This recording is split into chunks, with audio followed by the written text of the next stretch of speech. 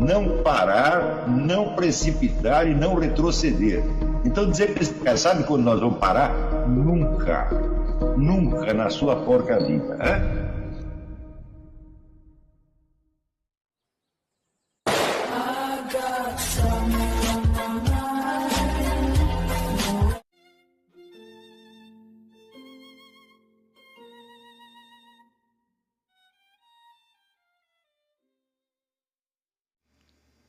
E aí pessoal, tranquilo? Então vem aqui antes do vídeo começar, pedir para vocês se inscreverem, quem não for inscrito, compartilhar, curtir, comentar. Quem puder seja membro do canal, que isso ajuda bastante. Tem também o link do Apoia-se. Quem puder ajudar nosso canal e apoiar financeiramente vai ser muito bem-vindo. Mas o mais importante é transmitir o conteúdo e os conhecimentos do professor Olavo de Carvalho para mais e mais brasileiros. Então compartilhe e ajude aí nossa causa. Muito obrigado a todos os membros, apoiadores do canal. Fico muito feliz. Tenho certeza que a gente está no caminho certo. Então fiquem com o vídeo e até mais. Valeu! Nós retemos mais facilmente objetos, imagens de objetos, dos quais nós já vimos alguma representação, alguma figura desenhada, alguma fotografia, alguma coisa assim. Porque você faz uma analogia. Não é isso? Mas se você está vendo um objeto que você jamais viu representado, jamais viu desenhado, jamais viu fotografado, você vai ter que fazer o serviço inteiro. Está entendendo? E aí já não é tão fácil. Então isso quer dizer, na simples passagem da nossa percepção para a nossa memória, já existe a intervenção de um elemento cultural. Isso quer dizer que você vai reter mais facilmente daquilo que você viu, daquilo que você percebeu pessoalmente, você vai reter com mais facilidade aqueles mesmos elementos que já foram enfatizados nas imagens fornecidas pela cultura. Está compreendendo? E aí já existe uma interpretação. Não é isso? Então,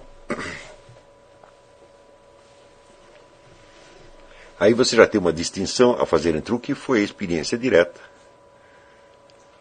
e o que foi a transformação daquilo em imagem de memória com a ajuda dos elementos culturais fornecidos. Está entendendo? Ora, você teve a experiência direta e você tem os análogos culturais com os quais você tenta expressar, não verbalmente, expressar para si mesmo, através da sua memória, o essencial daquela imagem que você deseja reter. Mas como aí já houve uma interpretação vinda de fora, essa interpretação pode não ser exatamente a que confere com a sua experiência pessoal. Aí você já tem um elemento de tensão entre a experiência direta e as formas culturais que você usa como elemento auxiliar para reter essa experiência da memória. Estão compreendendo? Ora, esses análogos culturais que você recebe podem ser perfeitamente adequados àquilo que você deseja reter, mas podem não ser. E aí existe uma tensão. E nessa tensão, quem sempre sai perdendo o que é? É você. Porque a força dos elementos culturais é muita. E você viu as coisas de uma certa maneira, mas como na cultura que você está, elas costumam ser representadas de uma outra maneira. Forma-se aí como se fosse uma discussão entre o indivíduo que está falando sozinho e uma plateia que também está falando, muita gente ao mesmo tempo, né, e que sufoca a voz dele. Então você acaba recordando não aquilo que você viu, mas aquilo que as imagens consolidadas na cultura lhe permitem. Isto, vamos dizer, para a prática da filosofia, é um negócio absolutamente essencial. Você aprender a distinguir entre o que foi que você viu e o que foi que a cultura o ajudou a reter. E aí você vai ver que às vezes existem abismos. Só que para isso você vai precisar aprimorar a sua linguagem de maneira que você consiga expressar a experiência, tá certo? Tal como ela realmente apareceu. Ora, mas acontece que quando você vai expressar em palavras, as palavras também vêm de fora, as palavras também são elementos culturais consolidados que você recebe. E você então vai ter que aprender a manejá-las de tal modo que elas digam o que você quer e não o que, vamos dizer, a cultura em torno permite ou habitualmente permite. Está entendendo? Então, a aquisição de uma linguagem pessoal, vamos dizer, é o elemento fundamental para você conseguir ser fiel à sua experiência direta, em vez de simplesmente repetir o que a sociedade ensinou a dizer a respeito daquelas coisas. E note bem, eu não estou falando... Esta dificuldade, ela entra em cena antes mesmo da expressão verbal. Está compreendendo? Quando você vê, por exemplo, o que se passa numa sessão de hipnose, onde as palavras do hipnotizador fazem o paciente recordar não aquilo que ele viu, mas aquilo que o hipnotizador sugeriu, você aí percebe como é fácil separar uma pessoa da sua experiência real e colocar dentro da memória dela uma experiência substitutiva. Mas não é preciso uma hipnose para que você passe por isto. Nós passamos por isso frequentemente. Na maior parte dos casos, isso não é um problema, porque a cultura em torno ela não está a fim de sacanear, tá certo? E os elementos que ela te fornece realmente te ajudam a expressar para você mesmo o que você viu. Mas quando há um antagonismo, tá certo? O antagonismo é decidido em favor da cultura e não em favor da individualidade. Não é isso? E se acontece isso, meu filho, a sua atividade filosófica acabou naquele mesmo momento. Porque você não pode refletir com clareza, tá certo? Com elementos de experiência que já são falsificados e alterados. Está entendendo? Ora,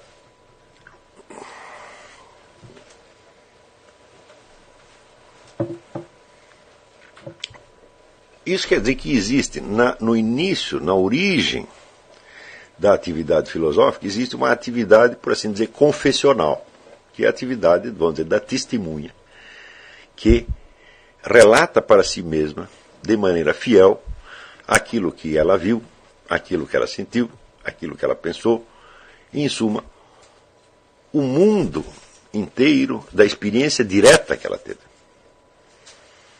Ora, essa experiência direta ela pode ser difícil de expressar, às vezes impossível, tá certo? Porém, ela é o material genuíno que você tem, porque o resto é tudo, vamos dizer, criação cultural. E as criações culturais, embora elas possam ter nascido de experiências genuínas também, podem ter nascido de outra coisa. Tá certo?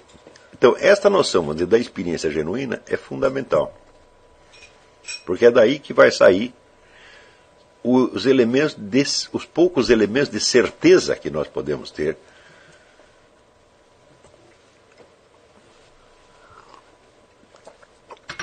E são elementos de certeza precisamente porque você os viu pessoalmente. Tá certo? Você não precisa acreditar que você viu tudo, que a sua experiência é completa, mas aqueles detalhes, aqueles aspectos que você viu, você tem a certeza que não foi você que inventou. Por exemplo, você assistiu ao crime, você viu um sujeito matar um outro. Não foi você que o matou. Não foi uma historinha que você criou. E neste caso, você sabe perfeitamente, você percebe claramente a diferença entre o observar, ou seja, entre o receber uma informação e o criar a informação. Não é isso? Claro que ao contar a história, você pode alterá-la. Porque até ao recordá-la, você pode alterá-la, quanto mais ao descrevê-la, né? Não é isso? Por exemplo, você pode tentar tornar a história mais interessante. Não é isso? Ou ao contrário, tentar atenuá-la. Mas essa tentativa de enfatizar ou de atenuar não faz parte da experiência originária. Foi introduzida depois e por outros motivos. Está compreendendo? Então, se na prática da filosofia, vamos dizer, a busca de uma certeza razoável, certo? A busca de uma certeza criticamente analisada e fundamentada é a parte essencial, então nós temos que começar a fazer isto, aprender a fazer isto, desde os elementos de experiência direta que nós temos. Estão compreendendo? Às vezes, essas experiências estão tão singulares que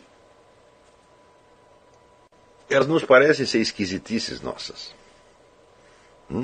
E, como todos nós, além de querer nos tornar pessoas inteligentes, cultas e até filósofos, nós também queremos ser pessoas normais, ou que nós imaginamos que são normais. Nós muitas vezes apagamos essas experiências, porque elas nos mostram o que nós temos de radicalmente individual e diferente de todo mundo. Não é isso?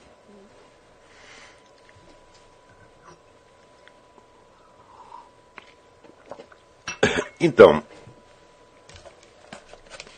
sobretudo quando você não sabe se a experiência que você tem é compartilhada por outros ou não.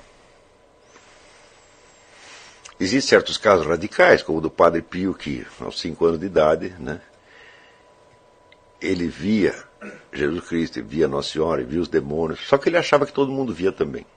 Ele estava seguro de que aquilo era coisa banal. Não é isso? E, no outro extremo, vamos dizer, da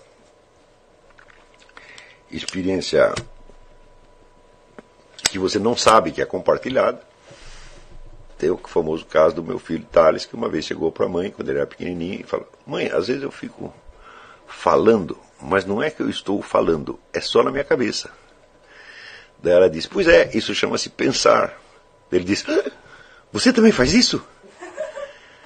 Então, pode acontecer que a gente tem experiências muito peculiares, e acredito que elas são de domínio público. Por outro lado, você pode ter uma experiência banal e achar que aquilo só aconteceu com você. Como é que você vai saber se você não perguntar? Está compreendendo? Então, até para perguntar, até para você conviver, é preciso você ter alguma ideia do que é a sua experiência real. Não é isso? Então,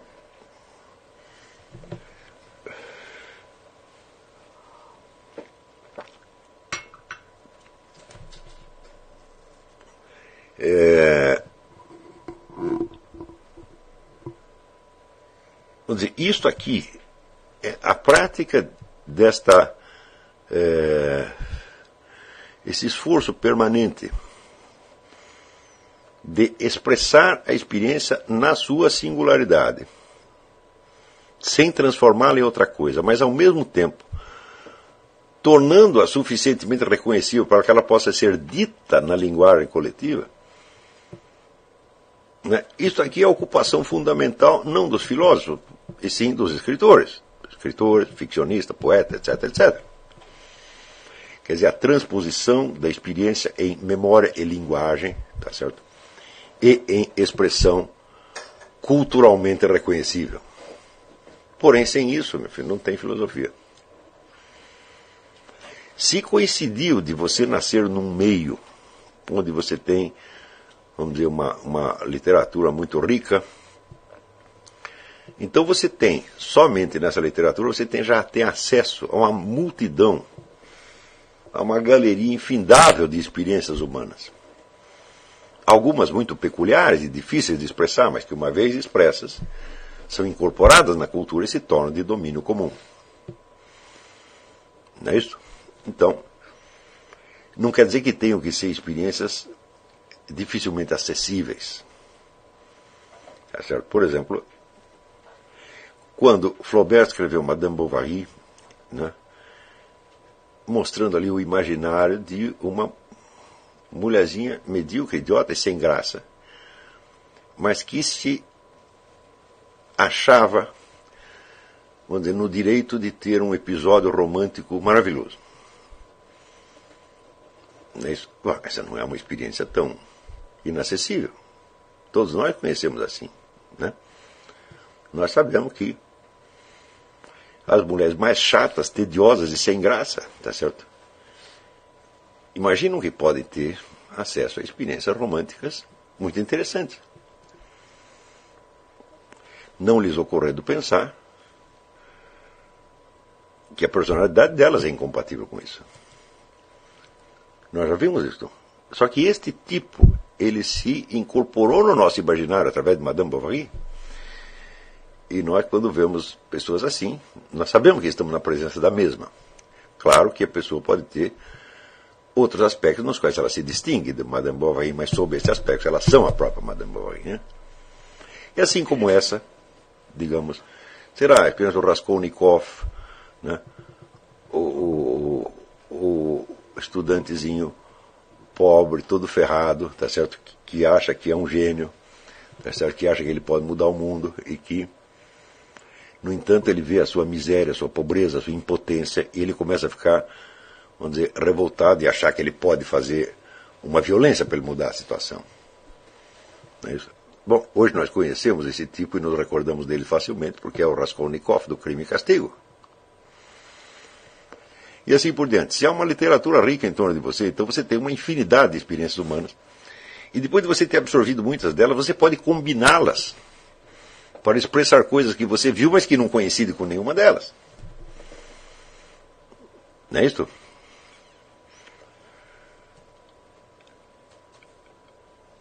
Por exemplo, uma pessoa que você conhece pode participar simultaneamente do drama da Raskolnikov, Madame Bovary. A mesma pessoa que é Madame Bovary sob um lado pode ser o Raskolnikov sob o outro. Não é isso?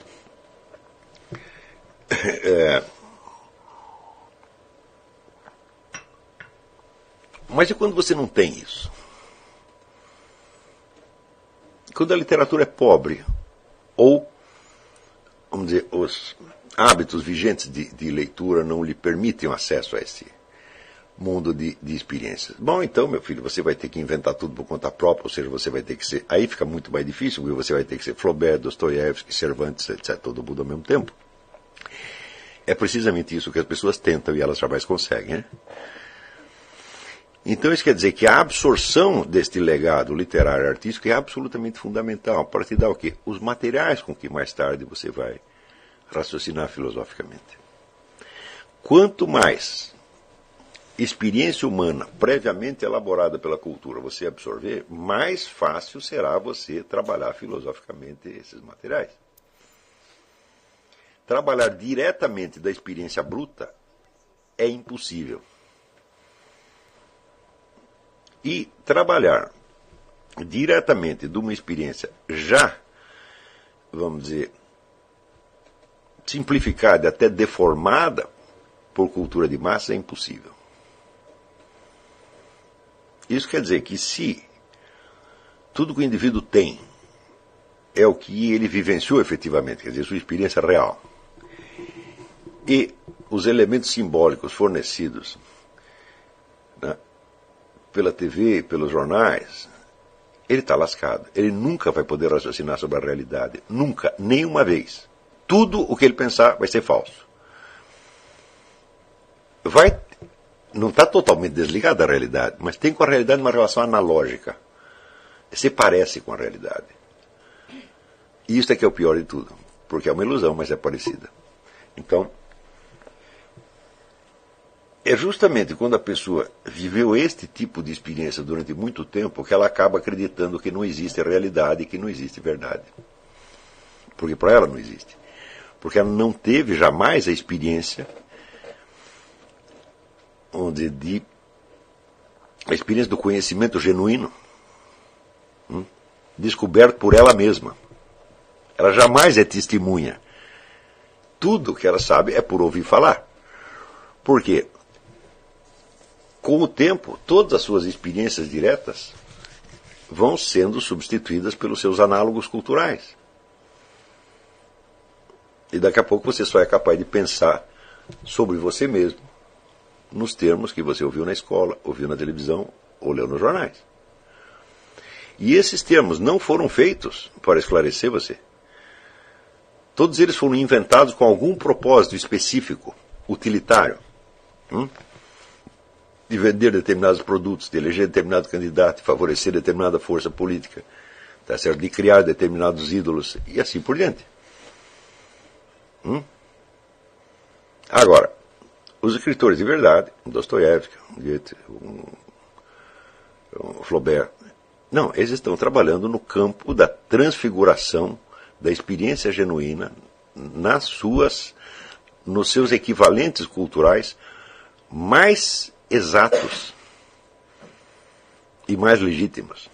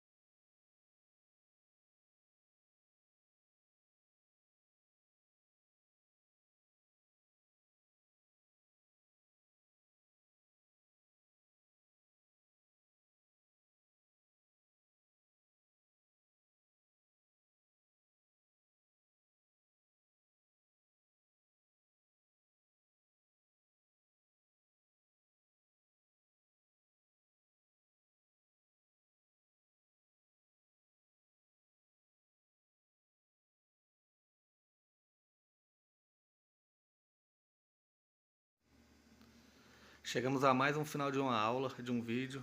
Espero que tenham gostado. Quem não se inscreveu ainda, se inscreva, compartilhe, comente. Ajude nosso canal, apoie, seja membro. E ajude o nosso canal a chegar a cada dia a mais brasileiros que precisam muito do conhecimento do professor Olavo de Carvalho. Então é isso aí, fique com Deus, até o próximo. Valeu! Então é isso aí, pessoal. Que é o nosso canal. Que são alguns livros que eu já li. A maioria foi doação, mas alguns eu adquiri, professor Olavo de Carvalho. Alguns livros se perderam aí que eu emprestei. Professor Alexandre Costa. A Bíblia Sagrada. 10 lições sobre Karl Marx. Indico a não ler esse livro, que é muito ruim mesmo. Alguns pensadores aqui que realmente, como o professor Olavo de Carvalho disse, não são pensadores. Valeu, tamo junto aí. Apoie nosso canal, seja membro.